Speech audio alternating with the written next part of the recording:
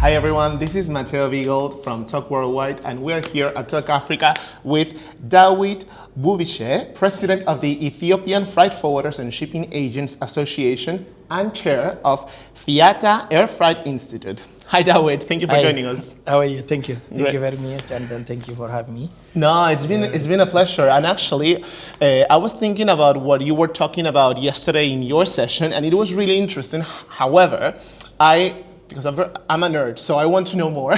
So I want to ask you a few more questions to understand a little bit more about, for example, what are the main challenges for shippers, freight forwarders, shipping agents in Africa, and particularly, of course, in Ethiopia?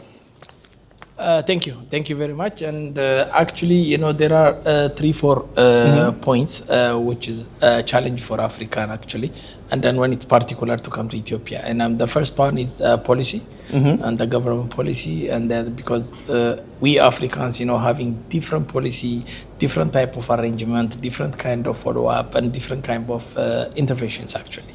So all these kind of things will affect because African were not trading by ourselves, and African are not trading, and then we are landlocked as well, and then we have to use other ports, other relative or other ports which is nearby, around 8 or 9 ports, but currently 95% of our movement is based on depend on Djibouti until we get our own port back.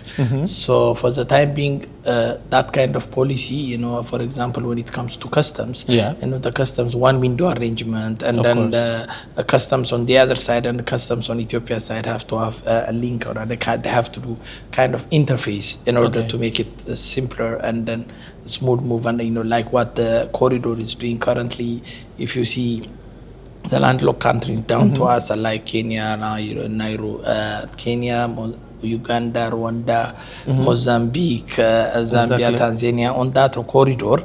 Some ports like Kenya, they have port, Tanzania, they have port, but most of the others like Uganda, Rwanda, all the others, they don't have any port, and then they are landlocked. But since you have smooth corridor development, corridor arrangement, and smooth one window traffic on the customs, they easily move their shipment without any hassle and any broker. So if that kind of things are already on the policy matters is going to elevate it, then we can manage to do things. That's number one. Number two is infrastructure.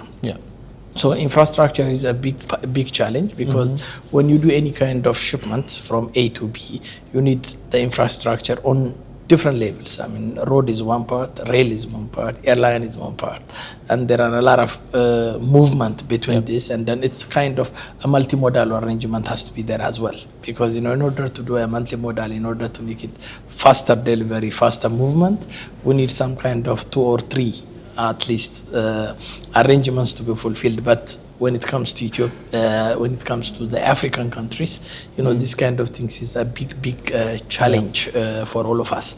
So this kind of infrastructure, it needs finance, and also access to finance also one of the big challenge for that, because for example now Ethiopia having a train, and that train is moving from Mojo to Djibouti.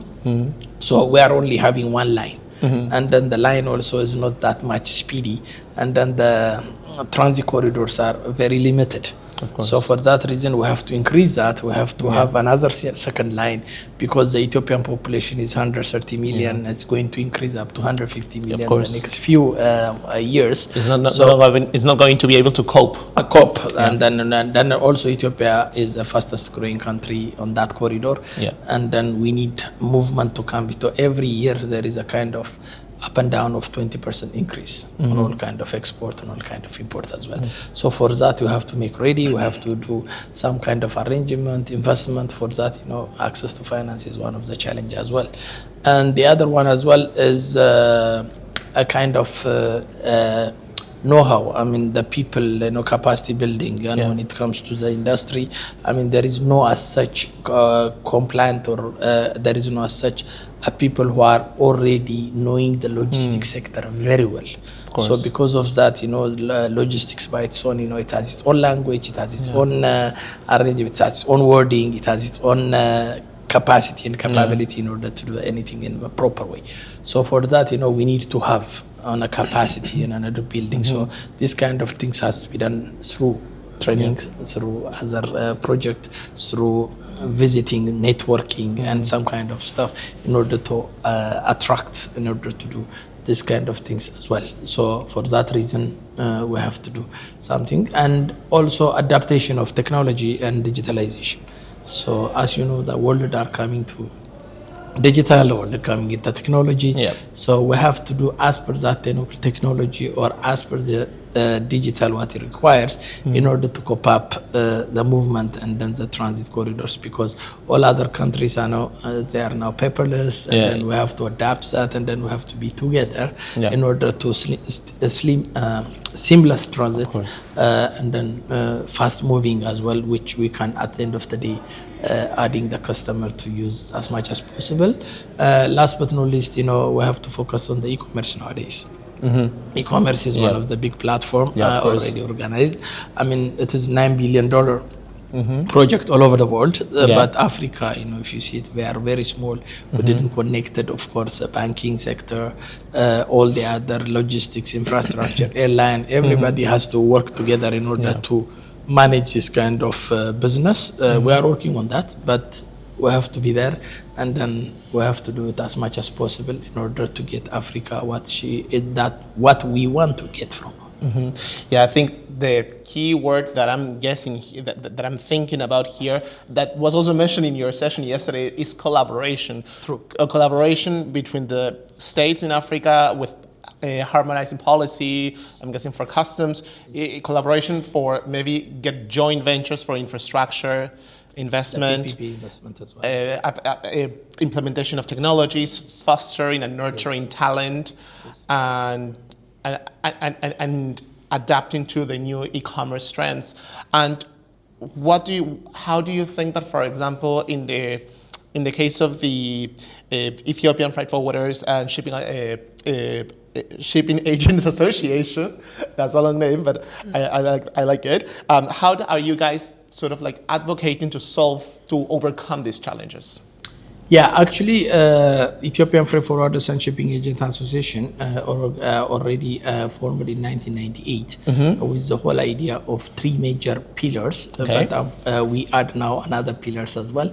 So now currently we are working on 4 pillars. The first pillar is advocacy. Advocacy means advocacy to the government, advocacy to all other practices in neighboring countries, and the relationship between us, and then how we can work, how we can make it easy, the logistics sector, in order to move cargo from A to B.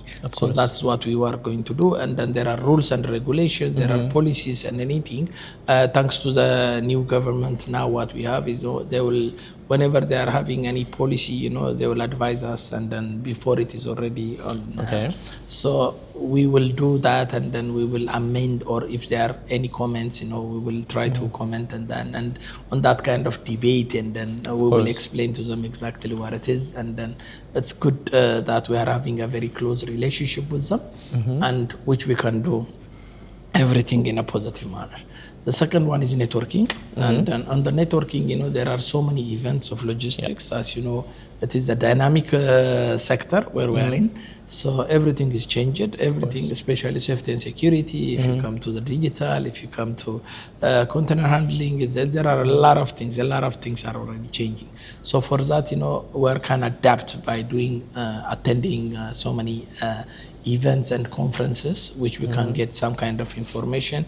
Once I get that information, once my colleagues are getting that kind of information, we can go back and then relate to our association members in order to get that kind of technology, naming it whatever, because normally when we do any kind of logistics, it must be A and B, and without A we're not going to be B, without B we're not going to get. So for that reason, the relationship has to be over there, and then we have to do it. The third one, the major one, what we do is on training, because we have been engaged with FIATA, and I'm also working for them. And with FIATA also, there are accredited trainings and training documents. For example, FIATA Diploma Program, FIATA Advanced Diploma Program on Supply Chain Management.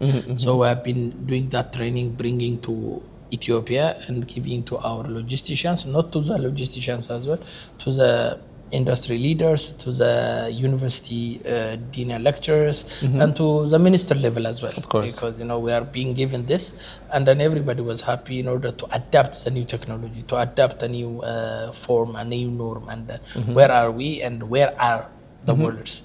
The world is in performing. So that kind of things also very important, and that's what we do. And luckily, by 2027, for their 101st anniversary, the EFFSAA Congress is going to come to Ethiopia. Oh, nice. Which, we are going to expect around 2,000 people to come. Wow. And it's going to be one of the best events in Africa, because it's only the third time we get this chance after the 100 years. So we are very happy to do, and then Ethiopia can do. We can amazing. that Addis Ababa, what it looks like now, and then how we can manage it and how we can do the events successfully. So I'm happy to get engaged on that as well. And the fourth one is research and development. Okay. On the research and development, our team, we do some kind of research on the volatility of the logistics sector and different aspects. Logistics nowadays, it's changing. So the green logistics is coming, urban logistics is coming, all kind of new logistic systems are coming. So we have to adapt first, and then we have to study, and we will bring it to customized to our own model, and then we can share this to our partners, our members, and then we can adapt this kind of business. So these are the four things what we are doing in Ethiopia when it comes to EFFSAA. That's really interesting, and I see something in common in all these four pillars.